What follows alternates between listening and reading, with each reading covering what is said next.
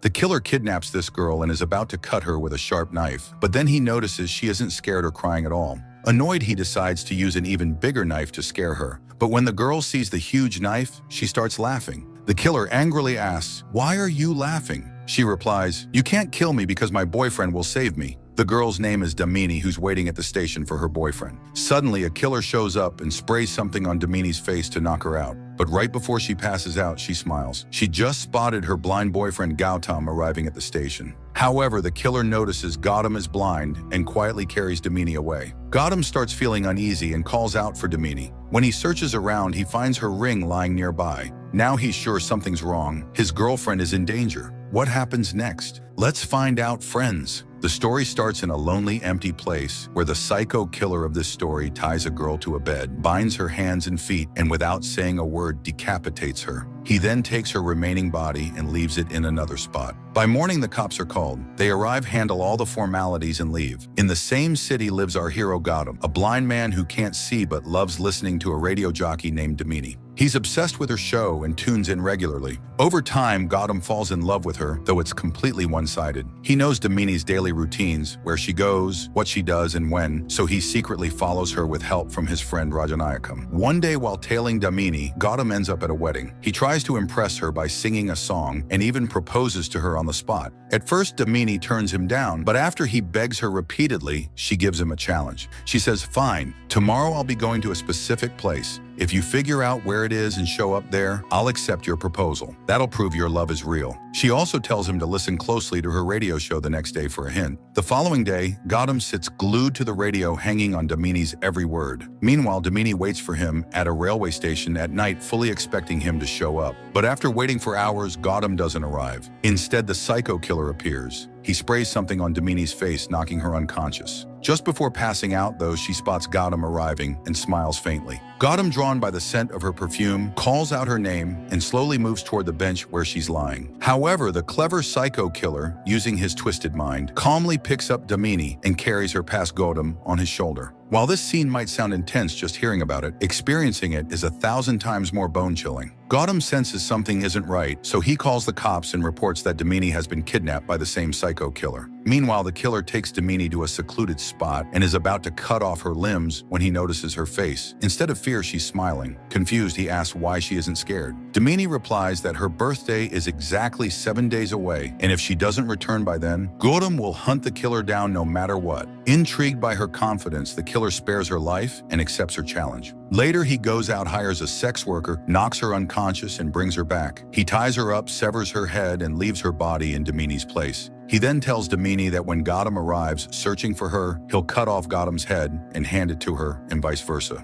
The next day, the killer dumps the sex worker's body in public. Cops quickly arrive, and Officer Muthu informs the commissioner that Damini's father confirmed the body isn't hers. Gautam shows up too and realizes from the smell alone that it's not Damini. He immediately visits a psychiatrist named Dr. Sushila, insisting Damini is still alive. Dr. Sushila explains this is unusual. The killer never spares his victims. She encourages Gautam, saying cops have chased the killer for a year and failed, but maybe he can succeed. Gautam then approaches the police commissioner for help. A constable named Akbar tells him about Kamla, a former officer who worked on the case. Gautam tracks Kamla down and explains everything, but she angrily refuses to help, even insulting him. It turns out Kamla lost both her arms and legs in an accident, which left her bitter and withdrawn from cops' work. After that incident, she became confined to a wheelchair. Angered by this, Gautam slaps her and walks away. Meanwhile, the cops arrive at the area where the sex worker lived and start questioning a woman. The woman tells them that Ronnie had called her the previous night and mentioned she was with a customer.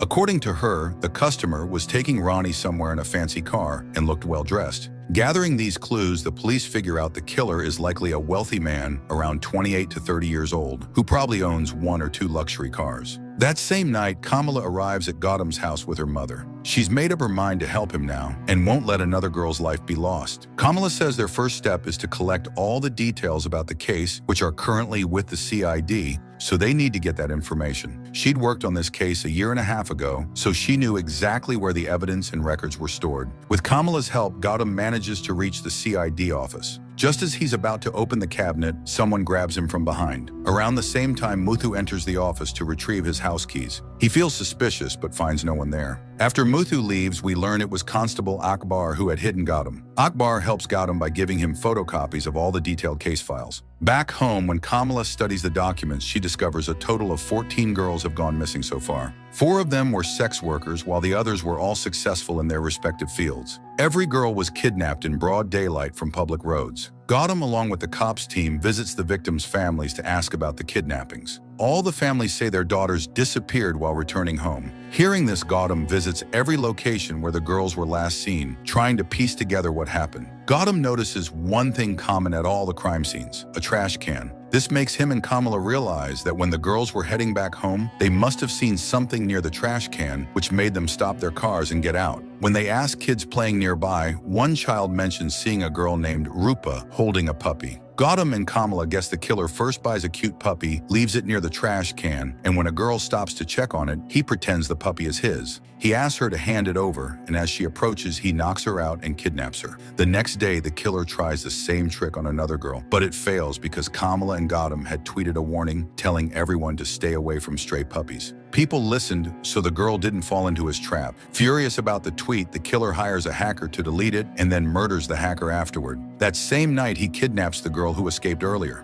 This time, he kills her, cuts her body in half, and leaves the lower half outside Gautam's house with a note saying, "Advance happy birthday." Gautam notices a strange smell from the body and asks Rajanayakam to bring a white and a black pig. He tells Kamala the same smell was on the body of the sex worker killed earlier. They start checking pig farms, but none have a young owner matching the killer's description. Meanwhile, Muthu, who'd been spying on Gautam, finds out about the pig farm searches. He visits one farm which happens to belong to the killer himself. Panicking when he sees Muthu, the killer injects him with a sedative and locks him in a room where he carried out his crimes. Later, Damini finds Muthu unconscious and tries to wake him, urging him to escape. But Muthu says, "I can't do it." Before long, the psycho killer returns and murders Muthu too. When Gautam and his team checked all the pig farms too, they still found no evidence. But Kamala was sure the killer was hiding at one of these farms. Seeing no results, poor Gautam felt miserable and decided to stay home alone that night. A little later, the psycho killer's car showed up. Gautam realized it was the killer's vehicle, so he deliberately stepped outside, holding a cactus plant in his hand, and walked toward the car. Meanwhile, Rajanayakam, watching from a distance, started following the killer's car from his own vehicle.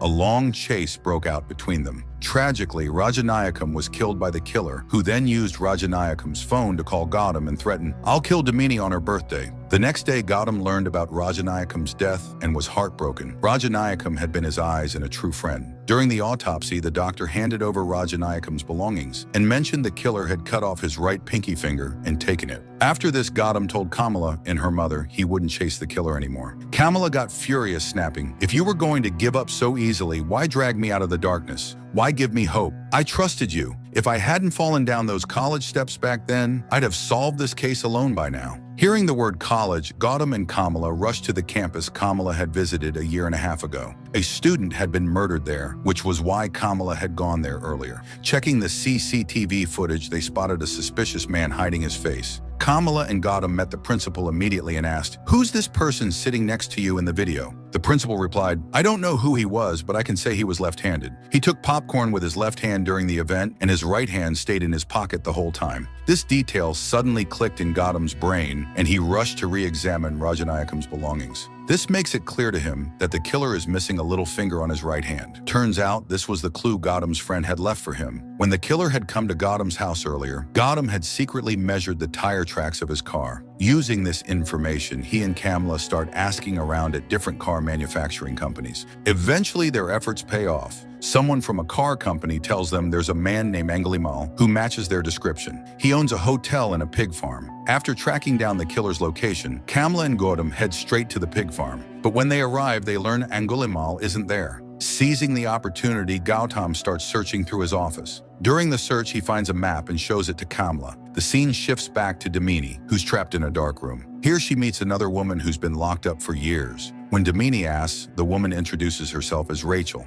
Rachel was Angulimal's teacher. Angulimal grew up in an orphanage, and as a child, Rachel had punished him harshly. Now Angulimal is taking revenge for that. Meanwhile, Kamala uses matchsticks to mark the map, making it easier for Gautam to understand. Gautam memorizes the map using his fingers as guides. Both decide they'll rescue Damini from the two locations marked. Kamla navigates while Gautam drives. Back at the farm, Angulimal drags Damini to a chair and forces her to sit in front of Rachel. He's recreating a traumatic childhood incident. Rachel had punished him for masturbating as a kid, beating him 60 times a day. Angulimal breaks down begging Rachel to forgive him. Just as he's about to kill Damini, she asks him about the dead cop they found earlier. Angulimal reveals that the officer had assaulted him while taking him to juvenile detention, so he killed him. At the same time, Gautam and Kamla reach the location. As they enter, alarms in the factory start blaring. Angulimal hears this and moves to kill Gautam, but the power suddenly goes out. Kamla's mom had cut the electricity to the area. In the darkness, Angulimal frantically searches for Gautam.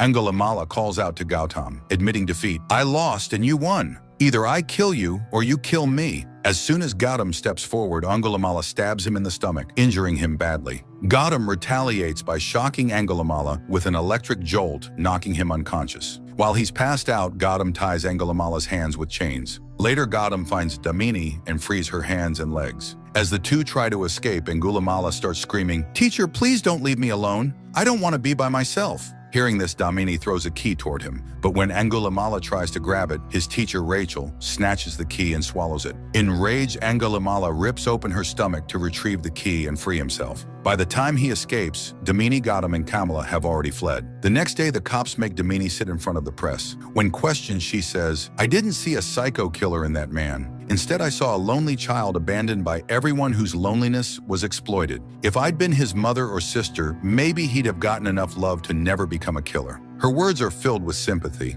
Angulimala watches this interview and realizes someone finally understood him. Someone saw him with kindness. Accepting his mistakes and defeat, he jumps off a mountain, ending his life. This concludes the film's story. If we talk about the film, there's always a pattern. Writers and directors label villains as purely evil, but it's important to ask why they became that way. Take Angulimala. Could you ever forgive someone who wronged you? A teacher's job is to guide, but punishing someone endlessly for a mistake is wrong, as this story shows. And with that, the movie ends here. Friends, thank you from the bottom of our hearts for subscribing